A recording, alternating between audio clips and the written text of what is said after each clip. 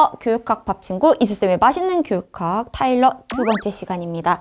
혹시 타일러 1편을 보지 못하셨다면 이 위에 있는 부분을 먼저 눌러서 교육 과정의 합리적 모형을 먼저 보고 오시면 좋을 것 같습니다. 자, 그럼 오늘은 두 번째 시간 교육평가 측면에서 목표 중심 모형, 목표 달성 모형, 목표 모형 다 같은 말입니다. 목표 모형에 대해서 살펴보도록 하겠습니다. 자, 목표 중심 모형, 목표 달성 모형의 개념을 보면 교육 목표가 평가의 기준이 된다. 그래서 이거는 앞에서도 얘기했었죠? 타일러의 키워드 하나만 꼽자면 그것은 바로 목표이다. 목표가 그래서 당연히 평가의 기준이 됩니다. 프로그램 또는 수업 종료 후에 목표 달성 정도를 확인하는 겁니다. 근데 이제 우리가 교육평가 모형이잖아요. 그러면은 이제 가장 기본이 되는 게 타일러의 모형이지만 이제 다양한 교육평가 모형이 있어요. 사실은 학자별로. 뭐 나중에 스터플빈도 배울 것이고 스크리븐도 배울 것이고 뭐 스테이크도 배우고 다양한 평가 모형을 배우게 될 텐데 이제 사실 교육평가 모형이라는 거는 평가의 대상이 무엇이냐라고 했을 때 사실은 교육 프로그램을 평가하는 겁니다. 그럼 교육 프로그램이 뭐냐면요. 특정 교육 목표 달성을 위해서 설계된 1년에 계획된 활동, 내용, 절차, 자원 등을 포괄적으로 지칭한 게 교육 프로그램이에요. 이렇게 얘기하면 잘 와닿지 않을 수도 있는데 사실 우리한테 좀 익숙한 표현들이에요. 우리 다양한 프로그램들을 학교에서 접하면서 공부를 하거든요.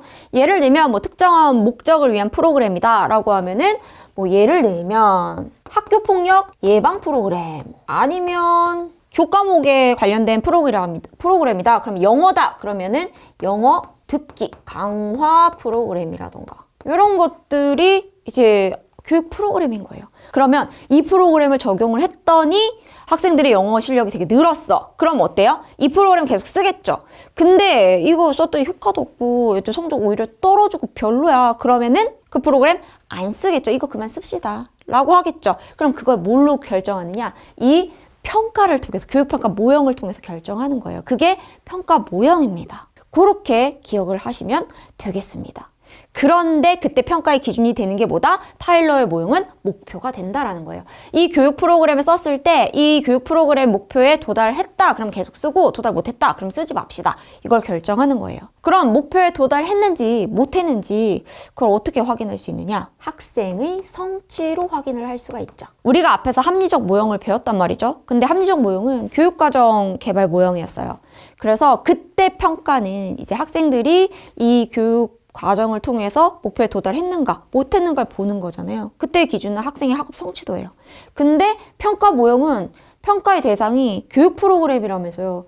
그러면은 프로그램이 효과가 있는지 없는지를 봐야지 이걸 왜 봐요? 똑같은데요? 라고 생각하실 수 있는데 이 프로그램이 효과가 있는지 없는지 어떻게 확인할 거예요? 그 방법이 바로 학생의 성취도라는 거죠. 영어 듣기 강화 프로그램 썼는데요. 이 프로그램 효과 있는 것 같아요. 뭘로 확인할 거예요? 아, 이 프로그램 썼더니 애들이 성적이 올랐어요. 그러면 이 프로그램 어때요? 좋은 거 계속 써야지. 이 프로그램 썼는데 성적 안 올랐어요. 효과가 없어요. 그럼 이거 쓰지 말아야지. 이렇게 결정하는 거예요. 그렇기 때문에 결국엔 타일러 모형에서 두 모형 다 살펴보는 거는 학생의 성취도다. 이렇게 보시면 돼요. 그래서 우리가 교육 과정 측면에서 합리적 모형, 평가 측면에서 목표 중심 모형 이렇게 구분하긴 했지만 이 두 개가 완전히 별개는 아니에요. 서로 연결이 되어 있다라고 보셔도 무방합니다. 그래서 이제 우리 좀 주로 우리 강론서들 같은 거 봤을 때 예전에 나온 책들 같은 경우에는 목표 중심 모형의 절차라고 했을 때도 합리적 모형의 절차 똑같이 그냥 가져와가지고 그냥 같이 통합적으로 설명하기도 해요. 목표 설정, 학습 경험 선정, 조직, 평가 요렇게.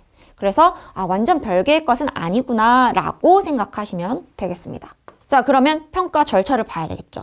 이거는 이제 평가의 측면에서만 보는 절차다라고 생각하시면 됩니다. 그러면은 이제 기준점이 목표라고 했잖아요. 그 목표를 먼저 설정해야겠죠. 그럼 평가를 할 때 우선은 목표가 있어야 되니까 목표를 설정을 합니다. 그 다음에 이제 설정된 교육 목표를 분류를 해요. 뭐 기준에 따라서 특정 기준이 있겠죠. 분류를 합니다. 그 다음에 분류된 교육 목표를 행동적 용어로 진술합니다. 요거 앞에서 우리 지난 시간에 합리적 목표에서 목표 진술 간단하게 봤잖아요. 자, 어떻게 뭘로? 내용과 행동으로. 구체적으로 그 교육 목표를 학생들이 도달했는지 안 했는지 행동으로 딱 표현하는 거예요. 어떻게? 2차 방정식을 풀 수 있다. 그죠? 지구온난화의 원인을 쓸 수 있다. 있다. 이렇게 표현을 하는 겁니다. 그 다음에 교육 목표의 달성이 측정될 수 있는 평가 장면을 설정합니다. 이 말이 조금 애매하긴 하거든요. 평가 장면. 그럼 요거는 이렇게 생각하시면 될 것 같아요. 어떻게 확인할 건데 목표 달성의 측정. 어떻게 확인할 건데 목표 달성됐는지? 그러면은 우리가 어떻게 확인할 수 있을까? 가장 일반적으로 떠올리는 건 역시 지필고사죠. 우리 합리적 모형에서도 얘기했었잖아요. 그 다음에 또 뭐 있어요? 지필고사뿐만 아니라 뭐 질문지법 쓸 수 있죠. 똑같아요. 앞에서 얘기했었던 거. 그 다음에 뭐 면접, 관찰 뭐 이런 것들 쓸 수 있잖아요. 어떤 걸로 할 것인가를 정하는 거예요. 아, 지필고사 볼까? 물어볼까? 설문지 돌릴까? 이런 것들을 결정을 하는 겁니다. 그 다음에 이제 평가 도구를 개발하고 선정하는 거죠. 그래서 요 말을 되게 많이 헷갈려 하세요. 요 앞에 생략된 게 뭐냐면 평가거든요. 그래서 평가 도구 혹은 뭐 도구라고 얘기하는데 요게 뭐냐면요. 말 그대로 평가 도구예요. 그럼 도구가 뭐예요? 도구는 수단입니다. 도구라는 거는 원래 수단을 의미해요. 목적이 아니잖아요. 우리가 목적을 이제 도달하기 위해서 활용하는 거잖아요. 그럼 평가할 때 활용할 수 있는 도구, 이걸 생각하시면 돼요. 그럼 앞에서 평가 장면에서 뭐라고 얘기했냐면 어떻게 평가할 건데 지필고사 할 거예요. 그러면은 지필고사 뭐 가지고 확인할 수 있어요? 당연히 시험지겠죠. 시험지가 있어야지 지필고사 볼 수 있잖아요. 그러면 저는 뭐 질문지법으로 평가를 해야 되겠어요. 그러면 이때는 평가 도구가 뭐겠어요? 질문지 그 용지를 만들어야 되잖아요. 설문 용지를. 그게 도구가 되는 겁니다. 그러면은 평가 도구가 없어요. 이 지필고사 시험지 만든 게 없어요. 그러면 시험지 만들어야 되겠죠? 기존에 있어요. 여러 개요. 그럼 그 중에 선택하면 되는 거예요.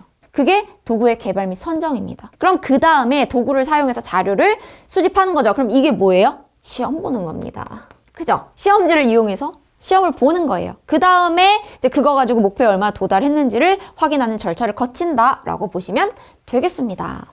특징, 목표 중심 모형의 특징은 뭐가 기준이 된다? 뭐가 핵심이다? 목표가 평가에서 핵심적인 역할을 합니다. 평가에서 핵심이다. 교육 목표의 행동적 정의와 진술은 측정 및 평가를 용이하게 해주고 평가의 효율성을 높여준다. 교육 목표의 행동적 정의, 내용 플러스 행동으로 명확하게 나타나죠. 이렇게 진술했잖아요. 2차 방정식을 풀 수 있다. 그럼 어때요? 측정하기가 쉬워요. 평가하기가 쉽다라는 거예요. 왜? 시켰는데 풀었어. 그래. 목표 도달했구나. 못 풀었어. 도달 못했구나. 되게 편하죠. 그러다 보니까 효율적이에요. 시간 대비 효과가 크다라는 거예요. 그 다음에 학생 성취 간의 합치 여부를 체계적이고 논리적으로 확인할 수가 있죠. 그래서 이제 많이 쓴다. 이게 특징입니다. 장점은 교육 목표, 내용, 평가 간의 논리적 일관성을 가지고 있어요. 왜요? 이거 다 뭘 기준으로 이루어집니까? 다 목표예요. 교육 목표 설정하고요. 목표를 중심으로 내용 설정하고 목표를 중심으로 평가하니까 논리적 일관성이 있죠. 그리고 이제 명확한 기준이 있잖아요. 우리 방금 봤잖아요. 행동 목표로 진술하니까 실현 정도를 명확하게 파악할 수가 있어요. 이게 장점이에요. 근데 단점이 있어요. 단점은 행동 용어로 진술하기 어려운 교육 목표에 대한 평가가 어렵다라는 겁니다. 그러니까 2차 방정식을 풀 수 있는지 없는지는 명확하게 알 수가 있죠. 그건 행동 용어로 진술할 수가 있어요. 2차 방정식 풀 수 있다. 없다. 쓸 수 있다. 없다. 이런 것들은 행동 용어로 진술할 수가 있는데 예를 들면 도덕성이라고 합시다. 그래서 주로 뭐 예술교과라던가 좀 정의적인 특성 이런 것들에는 적합하지 않다라고 얘기를 합니다. 학생이 도덕성이 함양됐는지를 확인하고 싶어요. 그러면은 그걸 행동용으로 어떻게 진술할 거냐라는 거예요. 2차 방정식을 풀 수 있다. 이것처럼 어떻게 도덕성 함양됐는지 확인할 수 있죠? 친구를 때리지 않았다. 그러면 도덕적인 건가요? 부족하죠. 뭐 길거리 쓰레기를 주웠다. 그러면 너 길거리 쓰레기 주웠으니까 너는 도덕적인 사람이야. 이렇게 말하기는 어렵다라는 거예요. 그래서 행동용어로 진술하기 어려운 부분이 분명히 있다라는 거죠. 그러니까 모든 걸 다 할 수 있는 건 아니야. 그게 이제 나중에 뭘로 연결이 되냐면 우리 오늘 볼 내용이 오늘 촬영할 내용이거든요. 이어서 그래서 거기에 아이즈너가 그래서 행동 목표를 나중에 이제 비판하면서 이제 다른 대안을 제시를 합니다. 요거 이제 이어서 보시면 됩니다. 그 다음에 설정하지 않은 교육의 잠재적 효과에 대한 평가를 하지 않는다. 요게 또 단점이죠. 그러니까 우리가 기준점이 목표잖아요. 목표를 설정하고 목표에 얼마나 도달했는가만 보죠. 그럼 목표를 설정하지 않은 다른 좋은 점들이 있더라도 그건 평가의 대상으로 삼지 않는다라는 거예요. 근데 이제 우리가 교육을 하고 수업을 하다 보면 이게 목표는 아니었는데 수업을 하다 보니까 되게 바람직한 효과가 있네 라고 이야기할 수 있을 법한 상황들도 생기는데 이런 아이들은 관심의 대상이 아니라는 거죠. 그게 문제가 될 수 있다. 그게 단점이다 라고 이야기를 할 수가 있습니다. 그래서 이건 또 평가의 측면에서 나중에 이제 배울 건데 스크리븐의 타일 목표 평가 모형 바로 이 단점을 이제 가지고 와가지고 보완한 겁니다. 나는 타일 목표에서 벗어났죠. 목표로 삼지 않은 것들도 평가할 수 있어야 된다고 생각해. 이렇게 얘기한 게 이제 스크리븐입니다. 그 다음에 목표가 도달된 결과에만 초점을 맞추죠. 아무래도 목표에 도달됐냐 안 되냐 얼마나 됐냐 요걸 보다 보니까 학습 과정에 좀 소홀합니다. 어떻게 얼마나 노력해서 어떤 과정을 거쳐서 목표에 도달하게 됐느냐에 별로 관심이 없어요. 그렇다 보니까 과정에 대한 평가가 좀 소홀할 수 있다. 그리고 좀 학생들에게도 좀 부정적인 영향을 줄 수 있는 게 그냥 뭐로 가도 서울만 가면 된다. 뭐로 가도가 이거더라고요. 이렇게 어떻게 가든이 아니라 이렇게 옆으로 가도 서울만 가면 된다. 뭐 그 뜻이라고 그러는데, 그러니까 과정에 대해서 소홀하기 때문에 학생들에게 어떤 방법 쓰든지 그냥 목표만 도달하면 되는 거 아니야? 이런 인식을 줄 수 있다라는 게 단점이다라고 볼 수 있겠습니다. 자, 이렇게 해서 타일러의 목표 달성 모형까지 봤습니다. 좀 간단하죠? 네, 어렵지 않습니다.